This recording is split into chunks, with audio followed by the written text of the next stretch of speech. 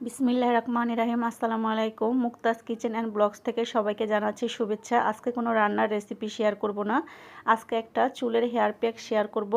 এখানে 2 চামচ মেথি, 2 চামচ তিসি এবং 2 চামচ ভাতের চাল আমি 10 মিনিটের মতো ভিজিয়ে রেখেছিলাম। এখন একটা পাতিলে নিয়ে নেব, নিয়ে তো চুলায় চলে আসলাম। চুলার আঁচটা একটু কমিয়ে কিছুক্ষণের মতো 5-10 মিনিটের মতোই একটু জাল দিয়ে নেব।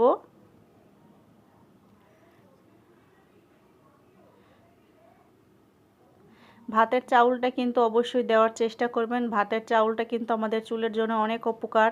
তিসি কিন্তু চুলকে অনেক সিল্কি করে এবং মেথিও কিন্তু চুলের গোড়া মজবুত করে, চুল পোড়া থেকে কমায়, অনেক উপকার আছে তিনটা জিনিসই।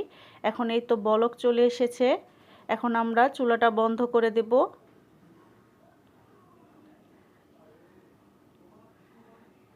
শুধু কোনো রকম একটা বলক চলে আসলে চুলাটা বন্ধ করে এই তো আমি একটু ছেঁকে নেব। এই তো দেখুন, ছাকার পরে এরকম একটা পানি বের হবে, সেই পানিটা কিন্তু অবশ্যই ফেলে দিবেন না। এটা আমাদের চুলের জন্য অনেক উপকার, এটা কিন্তু সিরাম হিসাবে আপনারা ব্যবহার করতে পারেন।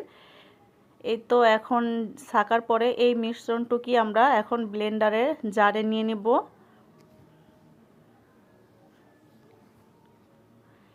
এই তো ব্লেন্ডারের জারে নিয়ে এখন একটা পেস্ট করব।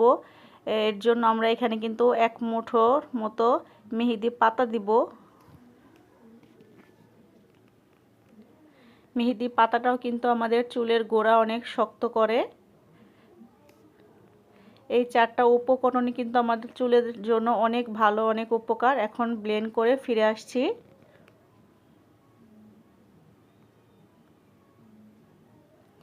এই তো ভিউয়ার্স বন্ধুরা, দেখুন ব্লেন্ড করার পরে এরকম একটা ঘন মিশ্রণ হবে। এইটার সাথে কিন্তু আপনারা বাসায় যে কোনো তেল ইউজ করতে পারেন, কাস্টার অয়েল ইউজ করতে পারেন বা নারকেল তেল, যেই তেলটা আপনারা ব্যবহার করেন এখানে দিয়ে ভালো মতো মিশিয়ে চুলে দিয়ে 1 ঘন্টা বা 2 ঘন্টা মতো, এর বেশি কিন্তু রাখা যাবে না, 1 ঘন্টা 2 ঘন্টার মধ্যে চুলে মাখিয়ে ভালো মতো শ্যাম্পু কন্ডিশনার দিয়ে ওয়াশ করে নেবেন।